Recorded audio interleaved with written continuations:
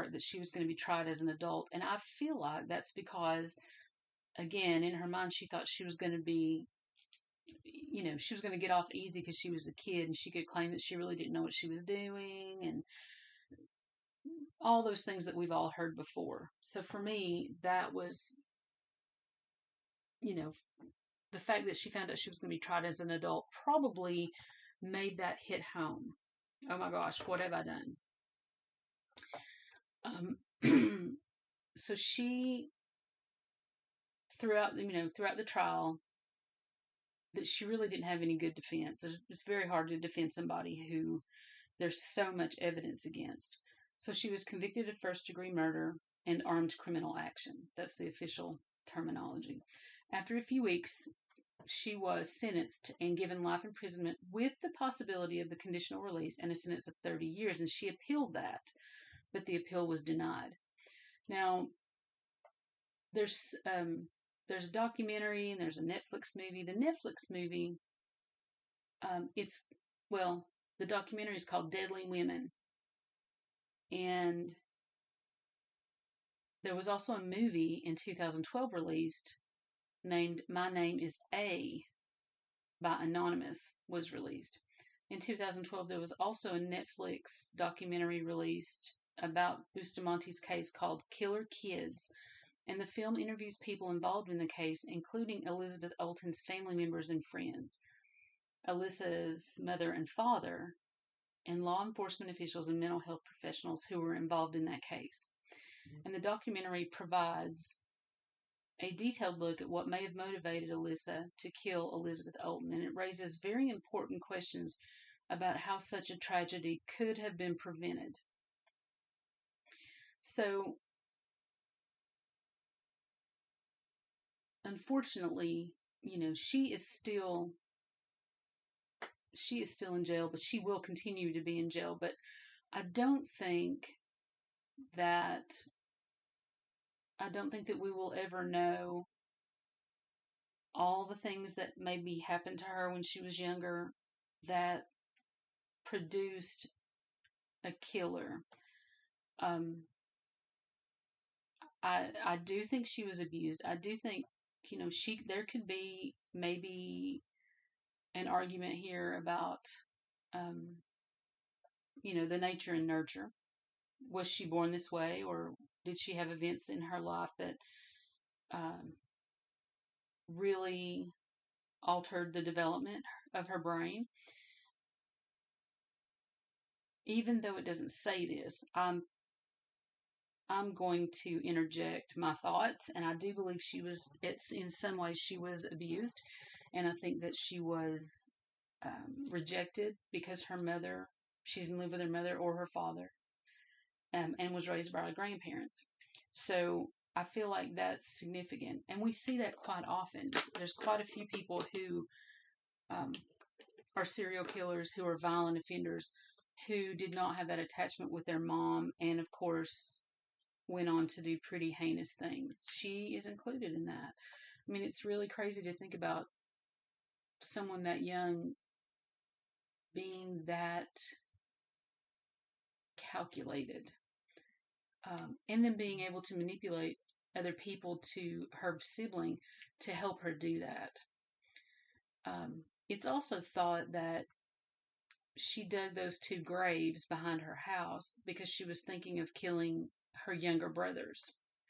But there was nothing that was never proven. But the fact that she dug 2 graves, that was used actually by the prosecution, is that she intended to kill more people. And who they were, we don't know. It doesn't matter. The fact is, why would you dig 2 graves if you weren't intending to use them both? And that's why they say, she was stopped after her first murder, or at least the first murder that anyone knew about, and she's never confessed to anything else. So, very sad case. You can find all kinds of different pictures online from her Facebook page, from her. You can just type in her name, and you'll see there's a picture of her holding her fingers up to her head like a gun, and she's painted her face like a clown. and her lipstick is really smeared. It's really messed up. So there's plenty of circumstantial evidence that was online through her social media pages. And we see a lot of that now because that's, these young people, that's their primary way of communicating is social media. So, unless they're very careful, a lot of them have put hints and, you know, some sort of fortuitous information that you could have found earlier and maybe prevented some of these things from happening. That's why I feel like we have to absolutely be really diligent about these things. If we see these things on social media, we need to report it. If we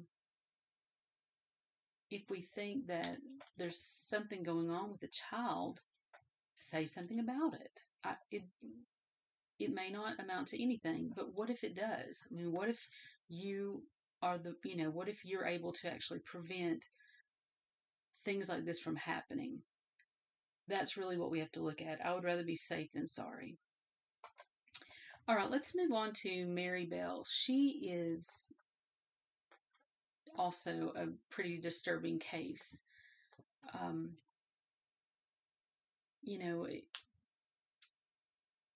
Even though right now we're bombarded by all these different shows, all these criminal shows about murders and so forth, it doesn't happen all that often. So it is an anomaly. It is something that's one reason that we're so interested in it, is because it doesn't happen every single day. I mean, statistically they say it happens every single day, but that's what statistics do. I mean, they just average everything. We are not, the typical person is not aware or has experienced any kind of murder or violent offense like these people have. So for us, it's a phenomenon, and how it happens, we're interested in that. How do they turn out the way they did? What did their victims suffer? I mean, that's what's interesting to us as a society. And Mary Bell is no exception to that. So, and interestingly enough, we have two psychiatrists. One's a philosopher and psychologist, Eric Fromm and Michael Foucault, have suggested that our civilized view has it all wrong, and that violence, including murder, is the norm, the static, the constant backdrop upon which peace is a rare phenomenon. So they're arguing completely different from what I said. They think that murdering and violence is the norm. Maybe I'm trying to, look at this through rose-colored glasses. I just don't feel like maybe the world isn't as bad. I feel like because we have so much more knowledge now because of social media, because we share information very quickly in the world now, that we just know more about it, that it's always been this way. I think that's probably more accurate. But again, my opinion, I really hope that civilization does not view murder and violence as the norm. I hope that it is always considered an anomaly. But it is common. I mean, these things are common. All right, so Mary Bell was 11 years old when she committed her crimes, and there are 10 facts that are specific in this case that are, that really set her apart. It's one reason she made this list. She was born in 1957 in Newcastle, England, and she lived in abject poverty. She lived on the west side of Newcastle in an extremely poor area called Scotswood. There was a small community of working class people in one of those towns where everybody knew everybody, unlike the big city, where lone individuals can be easily drowned out in the anonymity of the herd, which would set the scene for the events to come. She grew up in a very hard environment where everyone struggled to survive any way that they could. Like many of our children on this list, Mary Bell was a victim of ongoing abuse in the home, both in the form of neglect and in physical violence. Mary's father, Billy, was likely a career criminal who was often absent from the home and in jail, leaving young Mary with whichever relatives or friends would take her for the time being. So she was passed around a lot. And what do we know about that? We know that they never form attachment, or rarely form attachment. We know that it affects their ability to see their self-worth. They don't think they're valued, and really they're not valued. Her mother, Betty, was not much better, and she made her living and supported the family by prostituting herself, and she too was often absent. She was also an alcoholic. So right away we see that Mary Bell was in a situation where nobody's going to win, right? She's going to have some serious effects. And we see that manifest itself very early on. She was introduced, this is horrible. She was introduced to violence when she watched her mother Betty, who specialized in playing the role of the dominatrix as well as other BDSM roles, which mixed violence with sex. This mixing of violence with pleasure may have had a hand in shaping Mary's psyche. Betty would perform violent acts with and for her clients, and Mary bore witness to this behavior. So imagine this young child seeing these things. And at this age, they do not have the capacity to understand it, to ingest the material, to be able to understand the why of it. They see this as their norm. This is what happens when I go home. Maybe this is what happens when everybody goes home, but it's certainly what I see. And